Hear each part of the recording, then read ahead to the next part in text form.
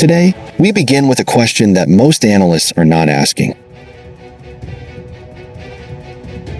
What happens if the Philippine Army's most modern armored force arrives late?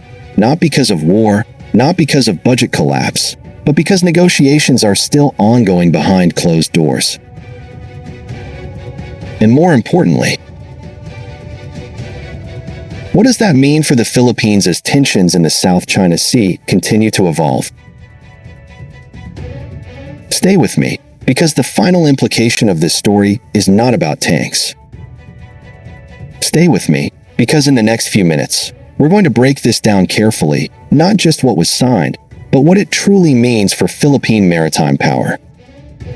But before we continue, take a second to support the channel. If you value clear, professional defense analysis like this, don't forget to hit the like button, subscribe, and activate the notification bell here on Pinoy Guard. Your support allows this platform to continue delivering serious, in-depth discussions on Philippine security and regional strategy. Now, let's continue.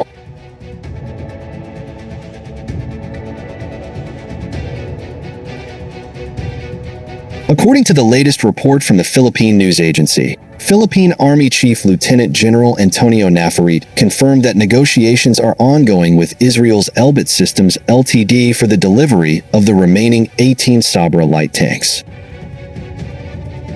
The expectation? All 18 units are targeted for delivery within 2026. No specific timeline. No confirmed shipping schedule. But an official commitment that completion is expected this year. That clarification alone reshapes the narrative. Because this program has already experienced delays, and Horizon 2 modernization is entering its closing phase.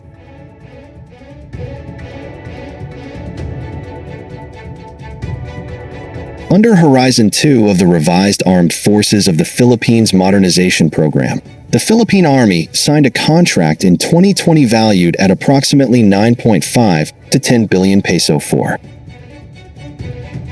28 Sabrah light tanks, 1 ASCOD 2 command vehicle, 1 ASCOD 2 armored recovery vehicle. The Sabrah is armed with a 105mm high-pressure gun, equipped with modern fire control systems, thermal imaging, and digital battlefield management integration. But what made this acquisition unique was its dual-platform concept. Tracked Sabrah units based on the ASCOD 2 chassis. Wheeled Sabrah variants expected on the Pandur II 8x8 platform. That mixed configuration was not random. It reflected a doctrinal transition. Here is where the story becomes strategically interesting. Industry sources indicate no confirmed production of Pandur II vehicles for the Philippines at facilities of Excalibur Army. No manufacturing trail. No visible export activity. This raises a critical possibility. The wheeled Sabrah component may have been converted into additional tracked variants, or quietly restructured. Why does that matter? Because in an archipelagic defense scenario, mobility is strategic currency. Tracked vehicles dominate rough terrain. Wheeled vehicles dominate rapid road redeployment.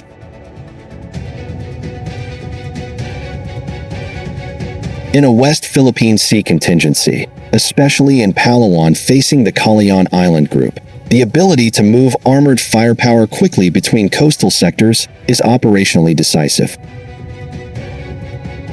If the fleet becomes fully tracked, sustainment improves through standardization. But rapid reinforcement flexibility narrows.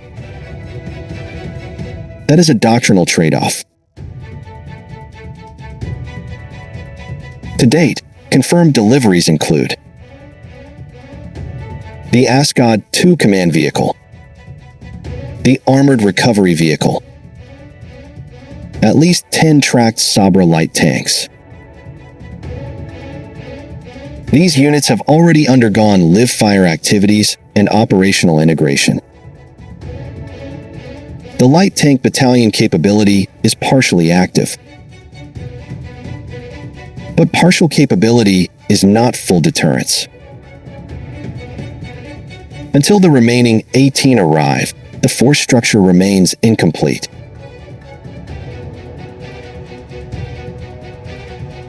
Many observers treat this as a procurement delay story. It is not. It is a test of execution reliability in a modernization era where timing is increasingly critical. The Philippines is transitioning from internal security orientation toward credible territorial defense posture. Armor plays a support role in that transformation. Coastal reinforcement, counter-landing response, rapid concentration of firepower, joint operations with Marines and mechanized infantry. Light tanks are not meant to fight main battle tanks head-on. They are maneuver firepower assets.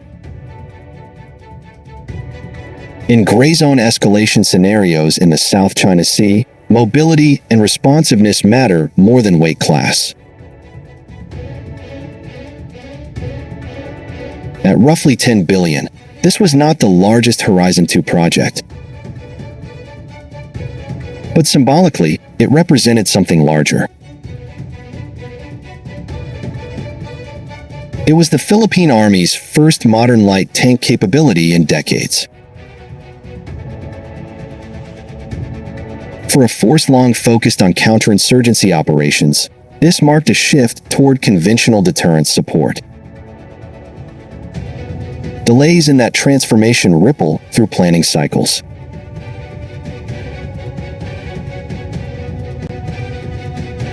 And as Horizon 3 planning accelerates, involving larger, more strategic acquisitions, supplier performance history becomes part of evaluation criteria.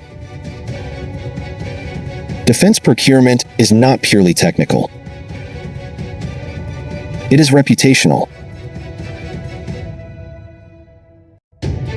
Here is the deeper layer. Negotiations continuing into 2026 suggest contractual adjustments may be occurring. Whether that involves configuration changes, delivery sequencing, or payment structures is unclear. But the signal is clear. Modernization is dynamic. And in a security environment where the South China Sea remains volatile, delays influence readiness calculations. The Sabrah program is a microcosm of a larger reality. Acquiring capability is one phase. Sustaining credibility through timely delivery is another. If all 18 Sabrah units arrive this year, the Philippine Army completes a major doctrinal milestone. If configuration changes occur, doctrine adapts. If further delays emerge, procurement alignment may quietly shift in future projects. This is not just about armored vehicles. It is about modernization tempo. And in deterrence strategy, tempo matters. Because in the South China Sea, events move faster than procurement cycles. The remaining 18 tanks are expected in 2026. But the real story is what their arrival, or further delay, signals about the Philippines' trajectory toward credible external defense. This is Pinoy Guard. and the modernization clock is still ticking.